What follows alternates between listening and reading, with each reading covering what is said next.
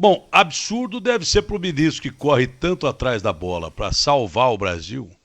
O papel dele vai passar para a história, é dele e de muitas pessoas, né?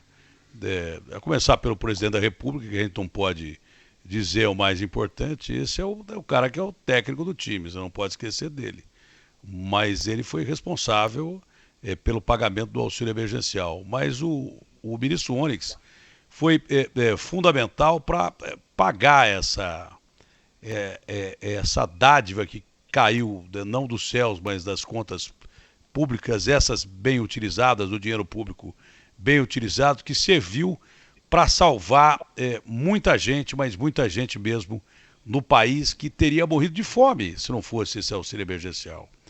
E dentre as coisas mais importantes que foram conquistadas aí, não foi só o auxílio emergencial, foi inserir pessoas que não existiam dentro do contexto. Pessoas que o Brasil não sabia que existiam. E pessoas que representam, por exemplo, a Bruxelas, a Bélgica, que tem a capital Bruxelas, que é a capital da comunidade europeia inteirinha. A Bélgica tem 11 milhões de habitantes. E aqui acho que nós descobrimos, se não mais agora, mas tínhamos descoberto 26 milhões de invisíveis. Dá duas vezes o país que tem a capital, duas quase três, que tem a capital da comunidade europeia. Então esse trabalho foi maravilhoso, magnífico e foi fundamental para salvar a pátria de muita gente que teria morrido de fome. Ministro Barretinho está do lado aí, um prazer grande estar com vocês de novo. É um prazer estar falando com vocês. Quando tiver com o presidente, agradeço ao presidente por ter me passado uma mensagem quando eu tive um pequeno infarto agudo no miocárdio no domingo passado. Ele foi um dos primeiros a mandar a mensagem. Eu sou muito grato a ele, diga isso a ele. E é um prazer estar de volta conversando com o senhor e com o Barreto numa segunda chance que nós tivemos, né, ministro? O senhor também ficou doente, né? O Barreto acho que não, o Barreto é esse cara. O Barreto acho que não Também, ficou pegou doente. Covid. Também?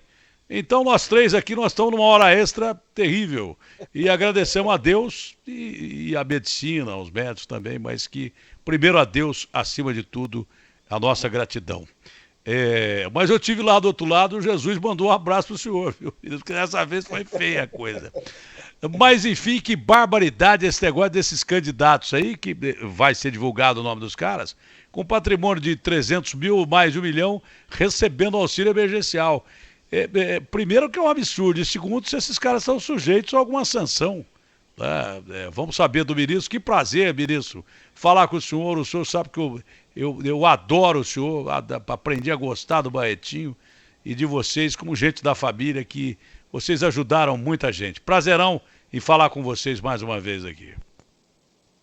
Bom, Datena, primeiro, alegria de te ver bem, né?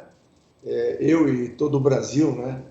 Feliz aí com tu tá em plena forma aí para comandar, né? Esses espaços importantes de informação, né? Na Rádio Bandeirantes, depois na TV.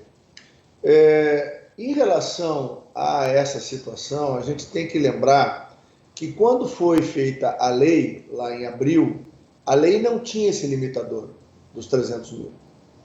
Isso é um dado importante.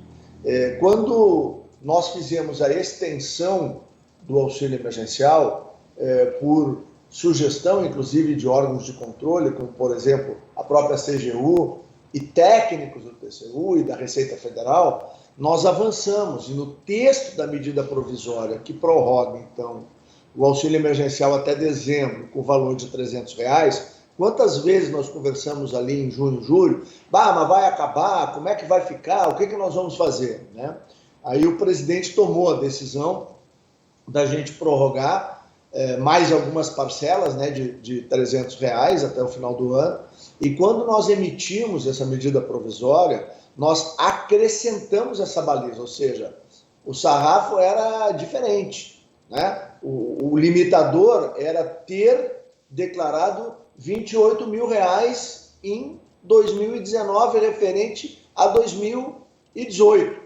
Nós puxamos isso para 2020 com o ano base 2019, ou seja, nós atualizamos, e além disso, nós elevamos esse sarrafo, vamos dizer assim, ou seja, quem tivesse patrimônio registrado acima de R$300 mil não teria direito à parcela. Ou seja, tudo isso atendendo sugestões e especificações da Receita Federal, da Controladoria Geral da União e também no diálogo permanente que nós mantemos com o TCU, com o objetivo de fazer com que esses recursos chegassem realmente para aqueles que mais precisam e não, como a gente está vendo, né, para pessoas que em algum momento têm condição, por exemplo, de estar disputando uma eleição, são candidatos à vereança, né, e que se valeram dessa possibilidade. Mas, para ser justo, a gente tem que lembrar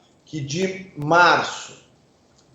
abril, 2 de abril, até julho, que foi o período de vigência da lei, nós tivemos naquele período um fator que não levava em consideração os R$300 mil de patrimônio. Isso passa a acontecer a partir de setembro, quando nós fazemos, então, o texto da medida provisória, o Ministério que contribuiu, uma das contribuições foi exatamente com esse limitador. Então, a partir daí é que vem o limitador, ou seja, então, significa que de abril até agosto pode ter acontecido, e aí então esse volume de pessoas que foi encontrado, que tinham patrimônio acima de 300 mil e que a partir de setembro eles foram cortados, mas como a lei não previa, eles acabaram recebendo antes.